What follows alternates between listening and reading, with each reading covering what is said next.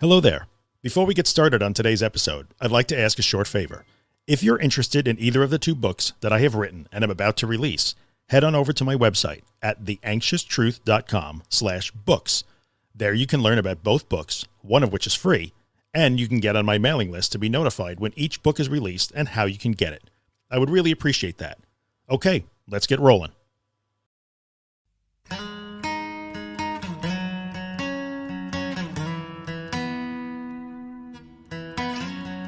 Dudes and dudettes, Drew here. Welcome to The Anxious Truth. This is episode 92 of the podcast. Today we're going to talk about monophobia. If you would like to get to the show notes for this episode, where I actually write about this, you can go to theanxioustruth.com/92 and it'll get you right there. This is going to be a bit of a mini episode because there's actually not a lot I can say about monophobia that you have not heard me say about all the other stuff. Because monophobia is not a special or different kind of anxiety problem. It's actually just another expression of the same problem we're always talking about. So let's get into it. Let's talk about what monophobia is. Remember, we're always talking about the context of these anxiety disorders, like panic disorder with or without agoraphobia. So monophobia is what we call it when somebody develops the intense fear of being left alone. Many times it's a fear of being left home alone, but it doesn't have to be at home. It could be anywhere. So somebody who has developed an intense fear of being left alone and goes to like all kinds of great lengths to never be left alone has become monophobic. That is a person who has monophobia. It is very, very common alongside panic disorder and agoraphobia. It's most common with people who develop agoraphobia, and it can be a bit insidious. It's incredibly disruptive. If you think agoraphobia is disruptive, then somebody who's living with monophobia as well will tell you that it's even more disruptive, because a person with monophobia will refuse to be left alone for any significant amount of time, and they will do everything that they could do in their power to make sure that that never happens. And it can become extremely disruptive in their lives and extremely stressful in terms of the relationships in their lives. So let's kind of delve a little bit deeper. Now, I want to talk about for a second what monophobia isn't. Monophobia has nothing to do with attachment problems, abandonment issues, separation anxiety, childhood trauma, past relationships. It has nothing to do with that. That is not what monophobia is. And when we talk about the fear of being alone, we're not talking about the fear of never getting married or never having kids or somehow dying alone, as old age. As upsetting as those things are, that is not what we're talking about when we talk about being alone in monophobia. So monophobia has nothing to do with like separation anxiety and attachment and abandonment issues at all. That often confuses people. They think it's its own special thing, and they kind of bring those things in because it seems to make sense. So I'm afraid to be alone, so maybe I have separation anxiety. No, it has nothing to do with that. Monophobia, what monophobia is, now that we know what it isn't, monophobia is just what happens when you are still afraid of being anxious or experiencing panic. You are afraid of the sensations and the symptoms that come with it. You're afraid of the thoughts that come with it. So if you still see those things as threats that you must escape, avoid, and most importantly, be rescued from by other human beings, then this is going to lead to monophobia. So if you're still afraid of those things, but more importantly, if one of your top coping mechanisms, calming down, feeling better mechanisms, involves a safe person or safe people, if you have multiple safe people in your life and they are your go-to, when you panic, when you feel anxious, when you are afraid, if you immediately reach out to other people to help soothe that, to rescue you, whether it's like the overt, like you must call an ambulance because my heart is racing, or just you want to reach out to them to soothe your fear. If safe people are a big part of your strategy of dealing with anxiety, panic, and all those things that come with it, then there's a really good chance that you will head toward monophobia if you don't already have it. Now, if you're listening, there's a good chance you're already monophobic, but that's an explanation as to what this is. So it has nothing to do with any sort of emotional issues or attachment issues or separation anxiety. It is just the fact that you feel that you need to be rescued from the feelings, the sensations, the symptoms, and the thoughts. You need to be rescued, and primarily you need to be rescued by other people. So it stands to reason, if you are looking at other human beings in your life as your rescuers, they will keep you safe from this horrible fate. And honestly, if you have a hard time going out of the house, but you're okay, you can do it with your husband, your wife, whoever your safe person is or safe people are, then there's a really good chance you would understand, like, well, I also now have monophobia. I can't be without that person, even home alone. So monophobia kind of wipes out the safe zone in a way. Monophobia is almost the ultimate expression of the fact that people become your safe zone. So while a lot of people have a comfort zone and they could say, well, my house is my comfort zone, my car is my comfort zone, my bedroom is my comfort zone, maybe they don't develop monophobia, but really and truly, you got to look in the mirror and say, well, do I have a comfort zone or do I have comfort people? And if you have comfort people, well, then this is what's going to happen. So that's what monophobia is. Monophobia is just the refusal to be away from your safe people because you think that if these things happen to you, if you panic, if you experience anxiety symptoms, if you have the scary thoughts, then you think that your safe people, your comfort people have to rescue you, either literally by getting you medical attention or just by making you feel better and soothing your fear. Then you will never want to be without them. You cannot be left alone without your safe person because who will save you in the event that these horrific things that you hate so much and try and avoid, when they pop up, you have nobody to save you.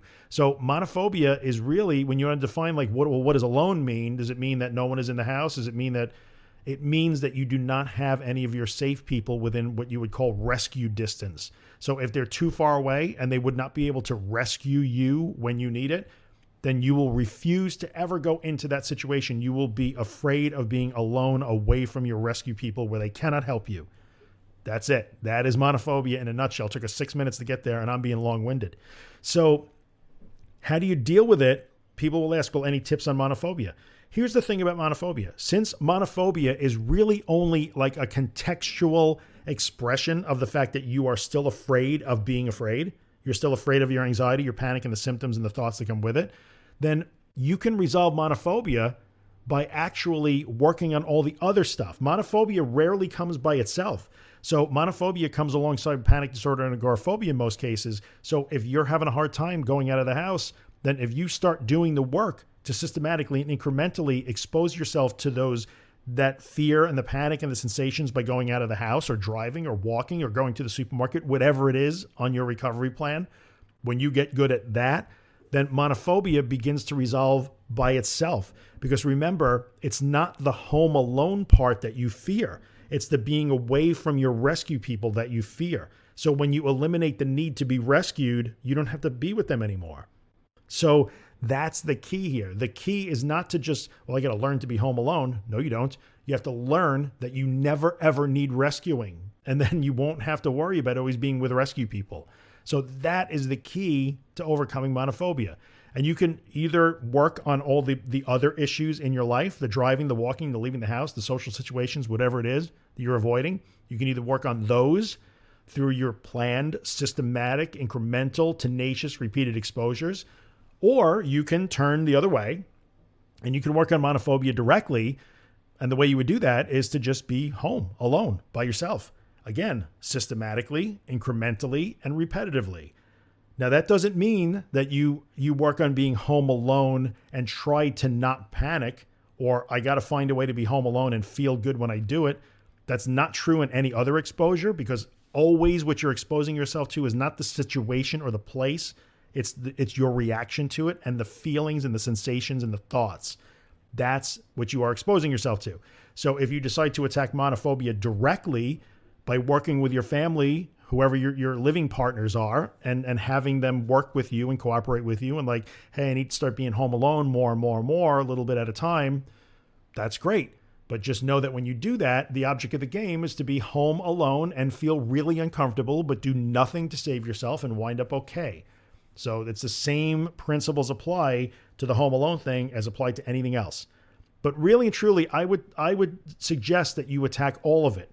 So you can work on being home alone sometimes. You could work on going out into those scary situations sometimes. You could kind of mix them up, if you will, because in the end, it doesn't matter. Like home alone is no different than the frozen food section at the big supermarket. They're the exact same fear, just expressed in different contexts. So when you attack the point of the fear, I'm afraid of panic. I don't want to feel this way. I think I'm going to die. When you attack that mistaken link between fear and danger, then you get better at all of it at one time. So I'll tell you that was my experience. I was monophobic. So if you remember, like the reason why I started doing this podcast 5 years ago is that I was you. So I was monophobic, and what fixed my monophobia was getting better at everything else. So when it got to the point where like, panic, don't panic, I don't care. Like, I don't care. I'm not afraid of it anymore. Suddenly I was really kind of cool being home alone. Like I remember like really getting to the point where like there was an alone period in front of me. I knew it was coming like in a day or two. And I remember thinking like, that's cool. I don't really care. And sure enough, I didn't really care. Now, it was still uncomfortable. It took me a while to acclimate to that again, because the old habits of like, oh, I better be afraid of this.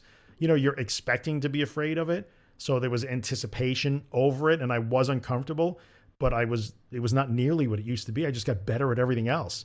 Then when I discovered like, hey, my monophobia is pretty good too, I started just like intentionally trying to be alone more and more and more. And that became part of my exposure plan. So that is how you deal with monophobia.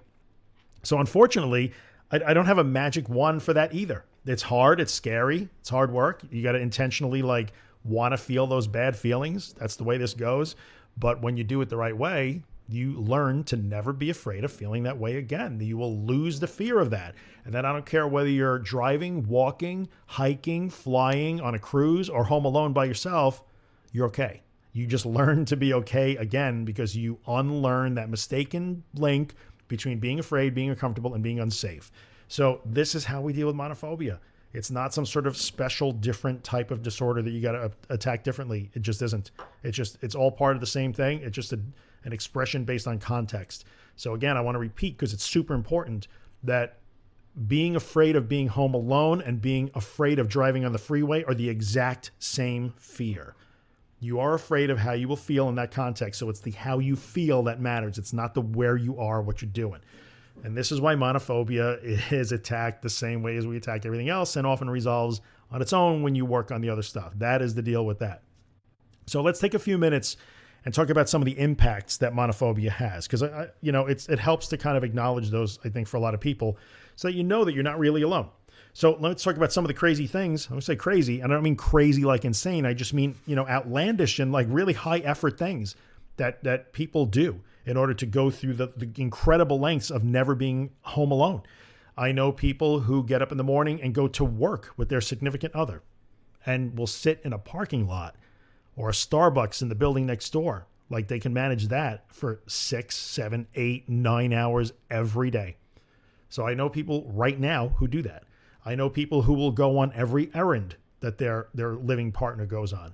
I know people who go and try and plan the family calendar for weeks in advance, looking for potential alone time that they're going to need to engineer away from. I know people that will literally go. I actually know one person who goes and sits with a neighbor. They have 2 neighbors that they work with, and they have 2 neighbors that they use for this. So they will either go out. This person will either go out with his wife. Like every time she goes to work, he'll hang out in the parking lot or go to Starbucks next door, or, just kind of hang around there near her building. And we'll do that for 6, 8, 9 hours a day. Or we'll go to one of 2 neighbors and like hang out there. Maybe come home a little bit, grab a sandwich, like try not to impose too much. But believe me, I've seen people do some incredible stuff, like engineer the family schedule, change social calendars, change family events, actually have impact on their partner or living partner's like employment because of this. I've known people who will literally like wind up in they will be unable to engineer away some alone time. And this may sound familiar to you. No matter what you do, like Thursday afternoon, there's going to be 5 hours of alone time. And when Thursday morning rolls around, I've literally known people who have thrown themselves on the floor and begged a husband or a wife or a living partner or roommate to not go to work that day. They were not able to engineer the alone time out. And now when it's time to face it, 2 days ago, they were like, well, it's fine. I'm going to do it. It's time I start doing this. But then when the day comes, they throw a major hissy fit and try and stop the person from going to work. So monophobia, sometimes even more than agoraphobia and panic disorder, can really, really stress a relationship. Like if you think that a person avoiding the supermarket is crafty in the way they will avoid that, you have not seen anything until you see somebody who wants to avoid being left alone. So the imposition on your friends and family members, the people that are in your life with you, can be really, really impactful when you have monophobia. So this is a problem if you develop that is it really a wake-up call that says, I need to solve this whole problem sooner rather than later, because it can be really stressful for the people in your life when not only are you kind of refusing to live life stuff outside the house, but if you cannot give them any time alone or space, they must be babysitting you all the time, then that can be really, really impactful on relationships. If that's just the way it goes. So I want to acknowledge that as reality, because I know if you're listening and you have this problem, you may be in that situation right now. And I just wanted to make sure that I said it and, kind of validate for you that you're not the only one. Many people who let monophobia go for a very long time wind up exactly where you are. So I want to say one more thing. If you choose to attack your monophobia directly and start doing the exposure of being left alone more and more and more incrementally longer and longer times, that's cool. That's a reasonable plan. But I need to tell you, and you're going to hate when I say this, but when you do that, you must be completely alone. And I don't mean that the dog or the cat can't be home. That's fine, because nobody ever sees their dog or their cat as a rescue being, because the dog can't dial a phone. Neither can your cat unless they're really smart, I guess. But you must be completely alone. That means that your safe people are at work or out or doing their thing, and they're too far to rescue you. And you cannot reach out digitally online to people. So one thing that the internet has done, the internet has actually, especially now that it's super easy to communicate with people with text and Messenger and WhatsApp, and you could be talking to people all day long from all over the world. You cannot substitute your digital connections with your real life connections to get you over the hump. That's not being alone, because trust me, I know people who have managed to engineer that. So they cannot get away from it any longer. They're going to have to start spending time home alone. And what they do immediately is they will spend the entire day, their entire amount of time alone, texting, messaging, voice message, WhatsApp, Skype, video, communicating with people online. You can very quickly, which seems ridiculous when you think about it, because a person on the internet in another continent or 200 miles away or 50 miles away cannot rescue you, yet you can use those digital connections as surrogate safety people, and they will get you through the alone time until the real people get back to you. You cannot do that. So if you choose to attack monophobia directly, it means that, well, I'm going to be home alone for 15 minutes now, and I'm going to put my phone down, and I'm not going to text. I'm not going to reach out. I'm not going to do any of those things. You have to literally be alone. And yes, remember that when you do this, you will experience all the bad feelings, but that's part of the deal. That's part of the deal. You're not trying to find a way to be home alone comfortably until you don't care about being comfortable or uncomfortable. Then everything falls into place. All right. So I kind of needed to throw that out there, because it's a really, really common mistake that monophobics make. They think they're fixing their monophobia, but they're not. Because, if the internet goes out, then all bets are off. Then they're immediately on the phone or running to a neighbor or trying to be rescued. And you cannot have that. You must learn to be completely alone with those bad feelings, to know that oh yeah, I was still okay. These bad feelings do not require rescuing from in any way, even digitally, by people distracting you with messages and interaction online. All right. So I had to throw that out there. Sorry. I think I'm done. I don't think I have much more I can tell you about monophobia. I mean, you know what it isn't, you know what it is, and I can give you a direction to approach it with, whether you do it directly or indirectly through the other work, but it's going to resolve when you learn not to be afraid of how you feel. It's as simple as that. So there you go. Okay. So comments, questions, as always, could be anywhere.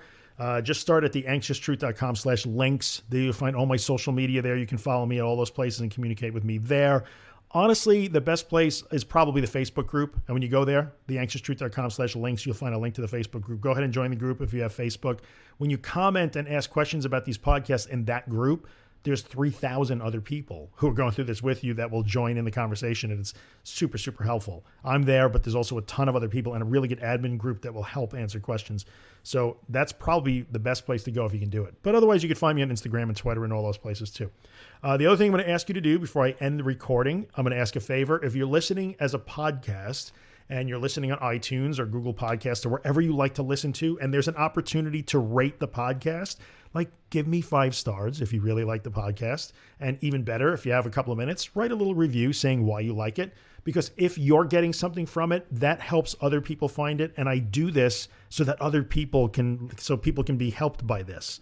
That's why I do it. So you can really help me help other people by just giving me a good rating and writing a little review if you got a minute. If you've already done that, thank you very much. I really appreciate it. And that's it. We're under 20 minutes. Like I said, a mini episode. For me, this is a mini episode. Thanks for coming by. I hope to hear from you on this one. We'll probably talk about it again in various different forums.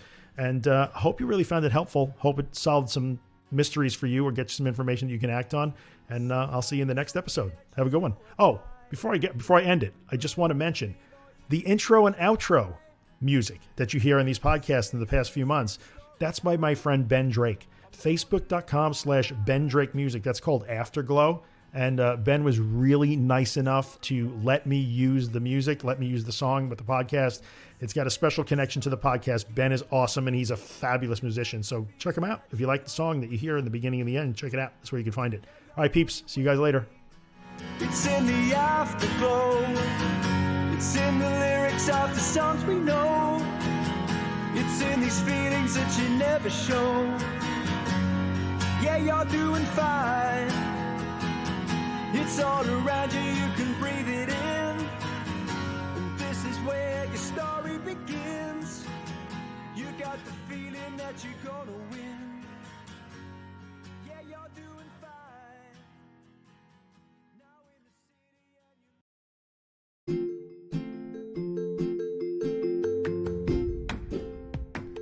city. Hey, what's up, guys? Drew here. In the 5 years that I've done the podcast, I've never had a sponsor. But now it's time for me to put in a little plug for the day job, the business that I own. And that business is managed WordPress hosting. So if you have a website and it runs WordPress, and you'd like WordPress hosting that makes WordPress faster, more secure, and way easier than you ever imagined it would be, then check out Helix. You can find us online at imhelix.com. That's IAMHELIX.com. We took a long time to build Helix. I'm super proud of it. It works spectacularly. We take really good care of our customers, and I promise we would take really good care of you too. So if you're in the market for WordPress hosting that will blow your mind, check out Helix. I would appreciate the consideration. I thank you for coming by and listening, and I'll see you the next time.